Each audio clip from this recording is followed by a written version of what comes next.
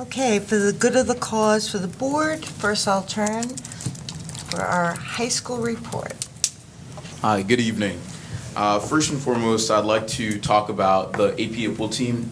Last Friday, the AP IPPL team had their state competition at Rutgers University, and we've had a tradition of competing at this competition for the past 20 years, and for the past 20 years, we've won 17 out of the 20 times. So we have a tradition of representing New Jersey and also our school in a positive manner. And again, this year, we were honored to win the first place championship for New Jersey, and on April 22nd, we will be representing not only East Brunswick High School, but New Jersey at the national competition in DC. And it's 30 students coming together to delve into the philosophy behind the Constitution and the philosophy behind our nation as a whole, and it's all because of this one person. And I'd like to commend just one person in particular, Mr. Broadman, who's been with this district for 23 years and 1 month. He's been he's been such a great help to our program, not only in AP IPPL, but also in Model UN, also in world history, and just in the history department as a whole. He's fostered so much intellectual development, and he's helped students become better than they thought possible. I met Mr. Broadman in 8th grade. I did the We the People competition in 8th grade, and I was able to go up to the high school. And he met me, and like the first day he heard me speak, he goes, "You're gonna do Model UN, and I'm gonna help you out." And I was like, "Okay, I don't know who you are, but okay." And then I walked in. First day, 10th grade, he's like, "I remember you, let's start working." And he helped me get ready for Model UN. I tried out for the team, I made it, and he just helped me with every conference, how to become a better researcher, how to become a better speaker, how to articulate myself eloquently. And it's just all culminated. After we won the state competition, I went up to him and I said, most of us, the only reason we're here today and the only reason we're the people we are today, and with all the research skills and all the ability to articulate that we have today, it's all because of you. You're a teacher who helps students for a lifetime. You give us skills that we're going to be using from day one till we finish, and it's just, I'd just like to give him a big thank you.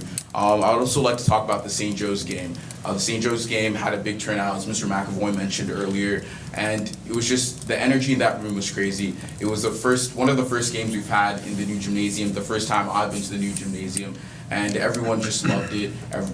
Despite the fact that we're 400 seats short or so, we're still able to manage, we're still able to get cozy up next to each other and cheer for the game. It was a very good time. Even despite the fact that we lost, we still left feeling like winners, so that's what matters. Midterms, we just finished midterms, and even though it was stressful, as a second semester senior now, I'm happy to say it's done and we're moving on.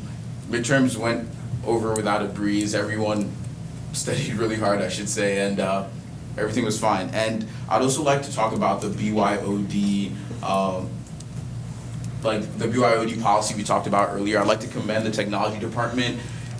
We use so much, I was talking to Dr. Miller the other day, we use so much technology, we consume, the amount of bandwidth we consume, the technology department didn't project that we consumed that much within such a short period of time when they initially put it into place, but they've done such a great job with adapting to the students and how much we use over such a short period of time, and they just keep on adapting. There's never been a time where it's like, we haven't been without Wi-Fi for more than maybe say a couple hours or a day or so, and that's because the technology department is constantly working to update everything and adapt so that our students have the best technology at their fingertips at any given moment. So I'd like to thank them for all their hard work.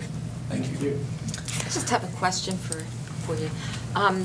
In light of the fact that, East Brunswick has historically done so well at the state competition for the We the People, I was wondering if you could just let us know a little bit about, the format that they use for the competition, because I'm kind of wondering, are East Brunswick kids, are you able to hear the remarks or the presentations of other students from other schools?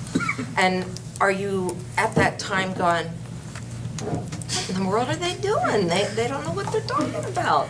No, I just wonder, is there a feeling that, there's great strength here in East Brunswick, and that, what you're hearing isn't stacking up? No, what happens is we go in and we don't get to see any other school. There's usually about 10 other schools, and we all go into separate rooms.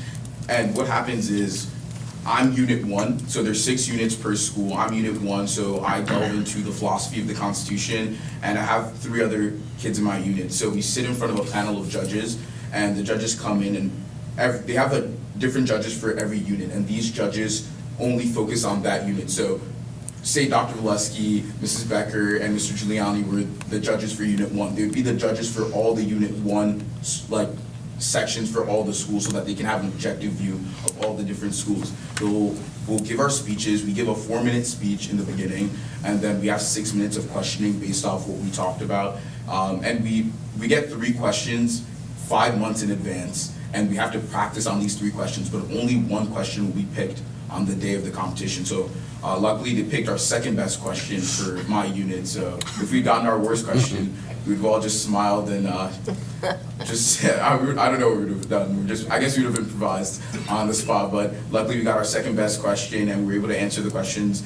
And once you're done, they give you constructive criticism. And what we've seen over the years is East Brunswick, we don't really receive a lot of constructive criticism. They just give us a lot of praise because they're like, oh my God, you're able to do this at such a young age. And what they don't know is the countless nights we spent studying, the countless nights we spent reading, researching. Like, it's just Practicing your speech. Reciting everything. And like, I'm literally walking around. The Declaration is profound because it serves as a criteria for revolution. What's successful? And people are like, what are you saying? I'm like, oh, don't worry about it. And it's just, we've been practicing so much because not Mr. Brodman wants it, but we want it even more because we don't want to be that year that lets him down, lets our school down, lets our state down. It's tremendous pressure. Yeah, exactly. So like every time we go in, like people, when they announce our name, people who don't cry. Like there's this one girl in our school, she doesn't cry. Like one girl on our team, she never cries, and she was just in tears, and everyone's like, are you really crying? And she's like, yeah, I can't believe we won. Because all that work finally culminates into something. And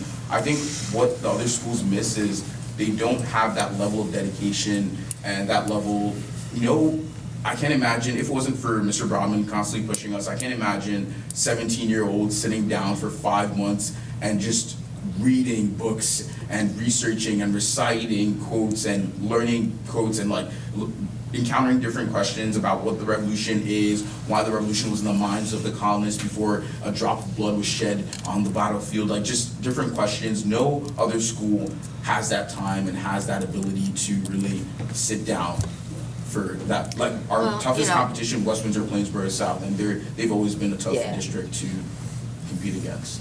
But one thing you should keep in mind, and although I really appreciate and admire your feelings for Mr. Brodman, there were IPL teachers that preceded him. Yes. And also. Miss Lentz and Mrs. Meyer. Yeah, Absolutely. They came in. And Wait, you're forgetting the most important, John Calamano. Yes. Oh, Because That's what I was hate gonna say, to make Mr. myself sound Calamano. really old, but you're talking about 20 years. This program goes back, I think, 30 years. Yeah. And John Calamano was the pioneer. Yeah, he was Mr. Brodman's mentor. And there was also Yes. Mrs. Meyerhoff back in the day when I was teaching. Hey, don't you be laughing over there. Back in the Okay, day. she really did exist. What a wonderful report. You capture the essence of what's going on in the high school. I feel like I'm there, and I could just listen to you talk all night. That's why we Thank you should keep so supporting much. IPL. Anybody else for the good of the cause for the board? Mrs. Shaw. I know, I surprised you. I just wanted to commend you for a wonderful job running the meeting tonight. Hey, it's a big responsibility. I thought it was seamless, and wow, you're a natural. Thanks, Go Val. Vicky. Thank you. Anyone else?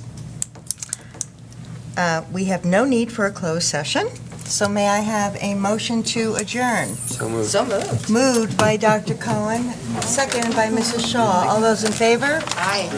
Any opposed? Abstain? We are adjourned. Wow. Good night, East Brunswick.